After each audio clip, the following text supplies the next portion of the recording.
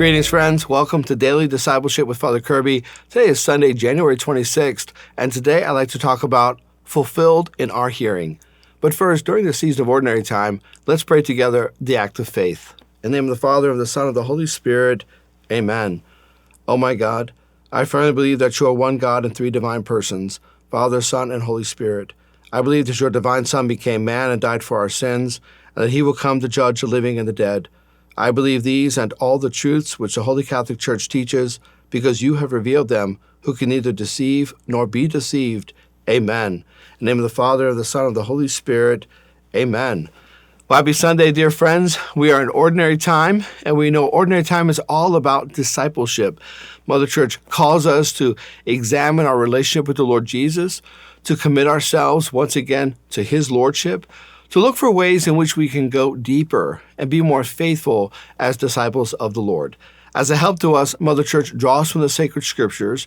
She once again presents the teachings of the Lord. She once again challenges us to live by the Lord's way of life. And our passage today from the scriptures, the Lord goes to his hometown of Nazareth. He's been baptized. He had the time of temptation in the desert. He's returned home.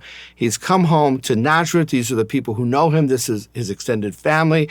He arrives at Nazareth. He goes into the synagogue, and as he gets in to the synagogue, he's handed the scroll of Isaiah. He opens up the scroll, and it's that powerful messianic verse, Isaiah chapter 61. Messianic verse. That is a reference to verses of the scripture that were understood to be directly fulfilled by the Messiah, by the Christ, the anointed Savior, when he would come. And so Isaiah 61, very highly charged. The blind will see, the deaf will hear, the poor will have good news proclaimed to them, prisoners will be set free. And the Lord is proclaiming Isaiah 61 there in the synagogue. And when he's done, he rolls up the scroll and he says, this scripture, this passage is fulfilled in your hearing. Well, the people were shocked. Like, what is he talking about? Like, he's saying he's the Messiah, the Christ. Like, wait a minute, this is Jesus. This is Joseph's son.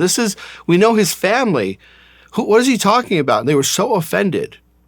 They actually took the Lord to the edge of the city and they were going to throw him off the cliff because they were so angry about what he had said. This was considered blasphemy, an offense to God. How dare you say that? The scriptures tell us that the Lord passed through their midst and he continued on in his public ministry throughout Galilee. Dear friends, do we realize that all the prophecies and promises of God are fulfilled in Jesus Christ? Do we realize that God is still doing, through Jesus Christ, these powerful works? That God made man, the Lord Jesus, the Messiah, he's still doing these works? We can know the presence of God by seeing the works of the Messiah.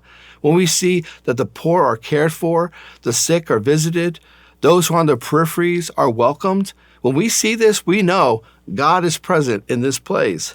The Messiah is here. The scriptures are fulfilled in our hearing. Our task as Christians is to be the instruments for these messianic works, to allow the works of the Lord Jesus to continue to be done so that we can know of his presence and the unbeliever can see the presence of God and be led into a relationship with him. So the task is on us.